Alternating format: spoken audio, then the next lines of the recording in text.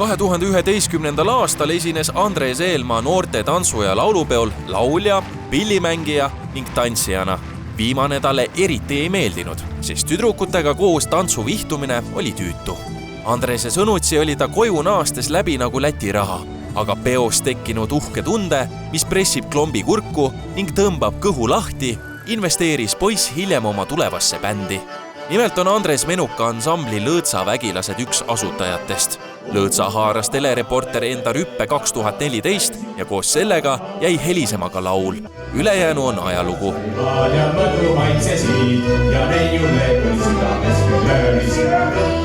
Mis oleks küll üks laulupidu ilma Tartu Ülikooli tudengiteta? Siinse kõrgkooli õppuritel on oma koorieluga väga-väga pikk ajalugu. Ehk et kui konkreetsemalt rääkida, siis meie tänase loo peakangelane Tartu üliõpilassegakoor nägi ilmavalgust juba 1905. aastal ning enam kui 100 aastat hiljem pole selle hoo raugemist näha ühestki ilmakaarest.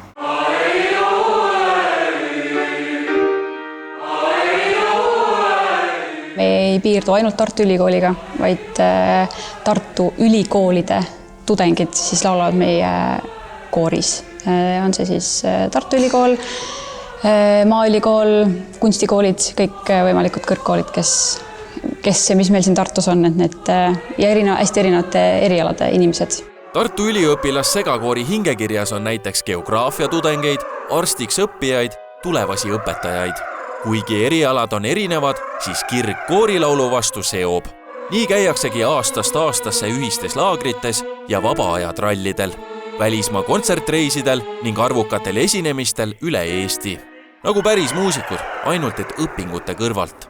Mina alati ütlen kõigile, et see ei ole koor, see on ikkagi eelkõige tudengiorganisatsioon. Et kui korporandid haaravad õlle ja hakkavad laulma, siis meie kõigepealt laulame ja siis lähme võib-olla manustame mõningaid pidujooke.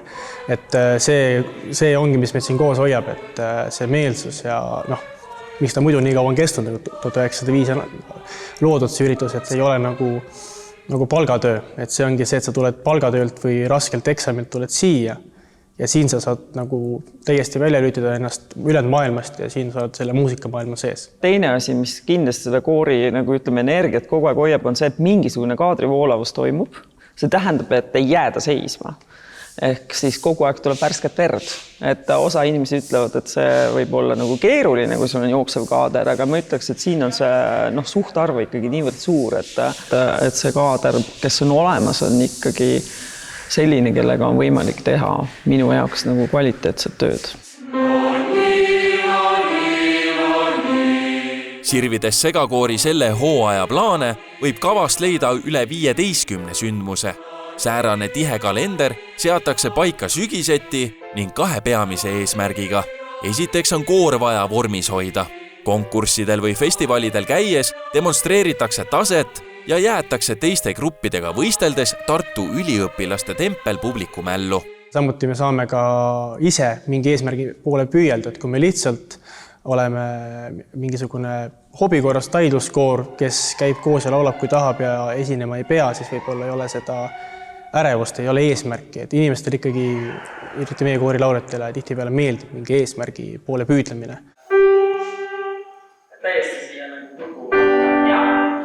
Koori juhendajaks on alates 2010. aastast dirigent Küllike Joosing, kes võttis ohjad üle 33 aastat kollektiivi dirigeerinud Valli Ilvikult. Joosing oli mullu Tartu laulupeo Õnn ja rõõm kunstiline juht. Lisaks tudengitele seisab ta kammerkoori Helu eesotsas ning panustab mitme kooriliidu töösse. Te olete ise vist võib öelda, et ka vilistlane siin? Jah, ma olen ise kunagi siin laulnud, kui ma õppisin dirigeerimist Elleri koolis, siis ma laulsin 2 aastat samas kooris. Sa oled saanud erinevaid auhindu, tunnustusi, kuskilt peab see ju energia tulema. Sul on muu elu ka, ma julgen pakkuda. Jaa, mul on küll. Mul on ju muu elu ka. See on minu töö, mis mind inspireerib. See on see asi, mida ma tõsiselt tahan teha. Kui mul oleks võimalik, ma teeksin ainult seda. Et see on tegelikult ikkagi interpretatsioon, see loominguga tegelemine ja kõik, ma arvan, inimesed, kes on tegelenud loominguga, tunnevad, et nad saavad väga palju tagasi. Eks minu kodused peavad aru saama, et see on minu töö, mis mulle meeldib.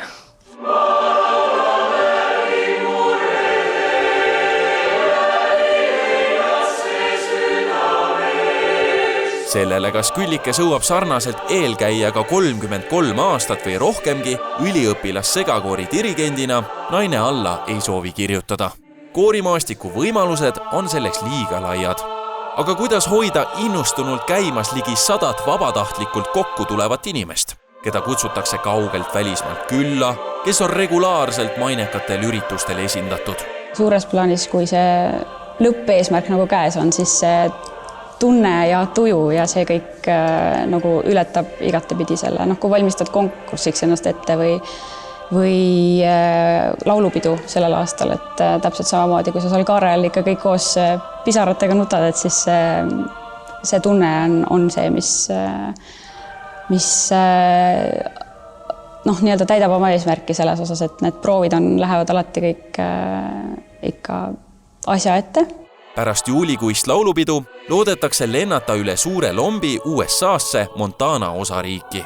Sinul, hea televaataja, on seda ettevõtmist võimalik aidata. Seal on üks rahvusvaheline koorifestival, mis toimub aastaid üle 3-aastase vahega. Eesti koore on seal teisigi käinud. Ja meil on see esmakordne nii kaugele lennata üle lombi nii-öelda, eks ole, et me oleme seni ainult Euroopas olnud, mis tähendab üsna kulukas, nii et andke meile hoogu.